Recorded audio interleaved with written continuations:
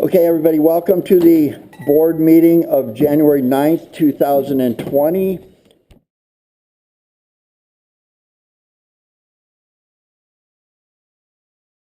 Principal Brockway, the part about you being silently solid is very significant. It's never about you, and you just have a sense of things from the cage fight you had at the first football game to, you know, any number of things. And I think it's very significant that the parent groups are participating in, they actually hired you, I believe. And I like it that there are parent groups in here and communities that support this, because too oftentimes you find parents in here freaking out about some staff member. So I think you're setting a precedent here. You're the example to follow, sir. Thank you. And your family, thank you so much for sacrificing your father and your husband to this district. He's doing a fine job.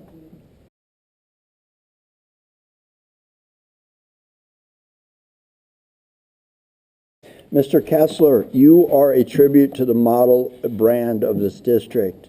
I want you to know that. You go out there and you tell people what we're all about that don't know who we are and what our town is. And Mr. and Mrs. Kessler, this district is not here to parent children, and so many of the problems that we have are from parenting that could be better. I'm diving into an empty pool here, but at the end of the day, I want you two to know that I've known some of your children. They have grown up with some of my children, and you are exemplary parents. And young man, I hope you can appreciate that about your parents. Good? Okay, that was my say something nice about someone for the year. Thank you.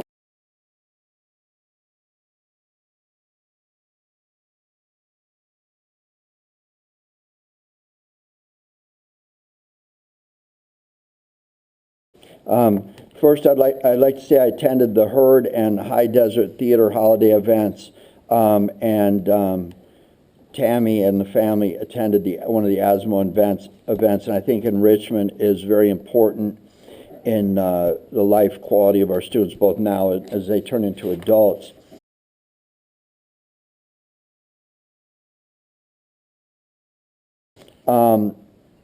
At the first meeting I served as the president, I had a couple of priorities, and I always want to talk about those quickly.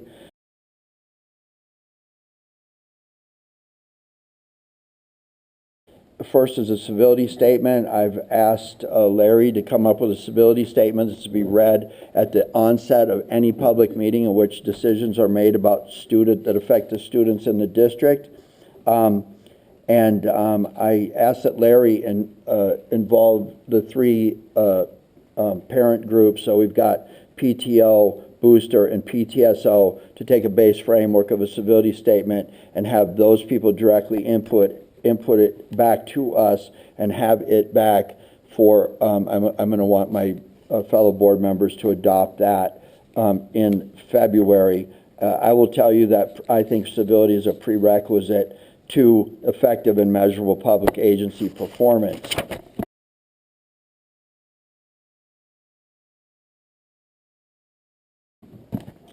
Let's talk about organizational efficiency, my second thing that I've wanted to focus on. I think customer service is a really important aspect of retaining students who are your market share in the district. I think that sometimes we lose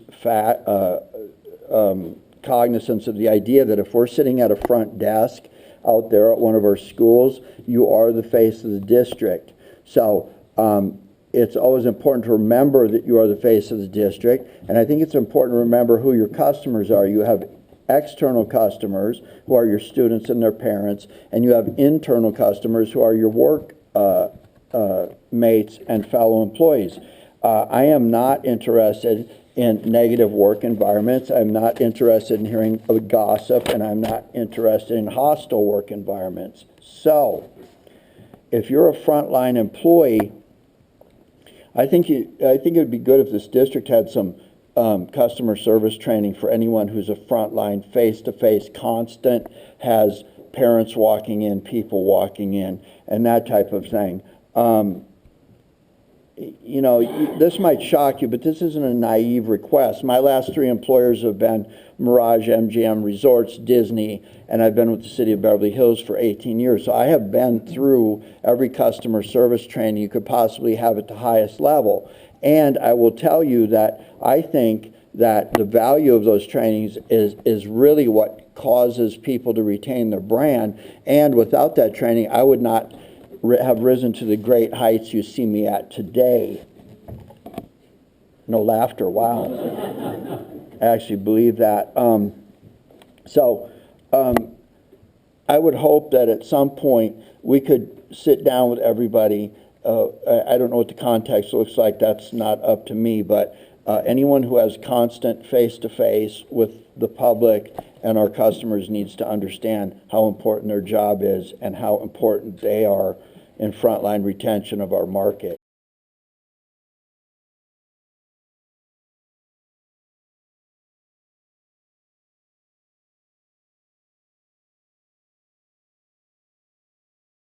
I'm glad to see that there's differentiation between what are basically program directors and what is the equivalent of the chief financial officer of this district. Thank you.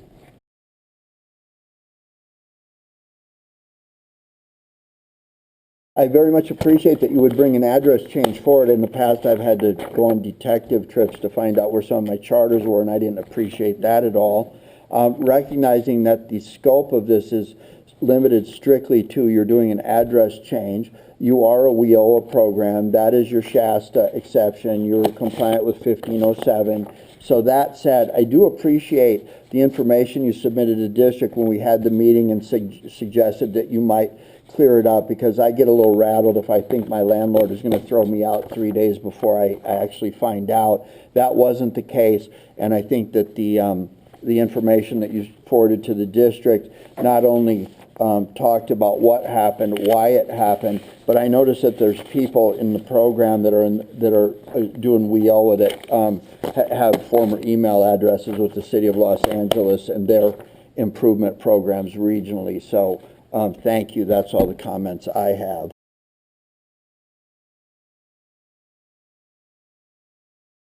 I'll start by saying the agency I work for has zero tolerance for any findings, and findings are accompanied usually with someone with a cardboard box with the remnants of their whatever was on their desk going out the door.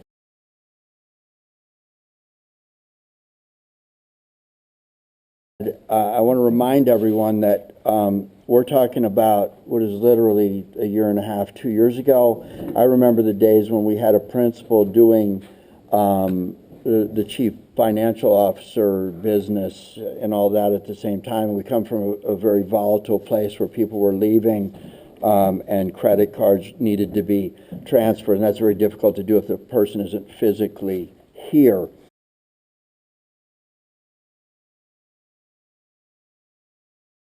I don't like seeing findings about ASB because I see the word student in it, and I don't think that the students have really much to do with going on here. I think a student knows how to put a dollar bill with the other dollar bill while they're selling hot dogs at the football game. So the idea here is that the focus is on, as Coach Jorgensen said, that we are helping students understand how to manage money on a scale of something like a public agency would do.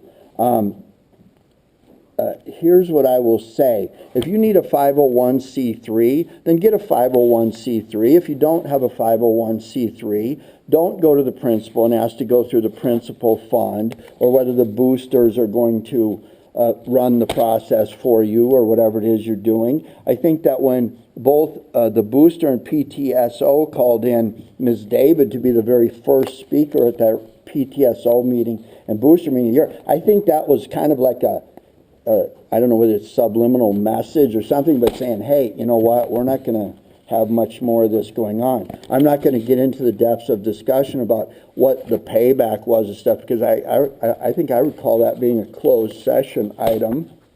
So I'll leave that at that. I would suggest that anyone who is employed in a position part-time we want to know if this isn't something where hop in from after shopping for the day and spend a couple hours looking at a couple of receipts. I think this is a measurable position where your comings and goings are known and your performance is known and valued, and I think that's the missing piece. So I would hope that you would pass on to your staff, whoever the principals are that are running these district employees, because my understanding, these are not volunteers, they are actually paid district employees with a position, make sure that their performance is accountable. But I think it's important to recognize that there are state and federal findings that you're looking for about compliance with state and federal programs. And when you are working in a world where people are stealing $50 million with a charter school, I think the important message here is that the staff is in compliance with state and federal regulations when it comes to the education of our children. And I think our ASB students, the ones that actually work there, there's nothing that reflects that they're nothing but the finest youth of our community.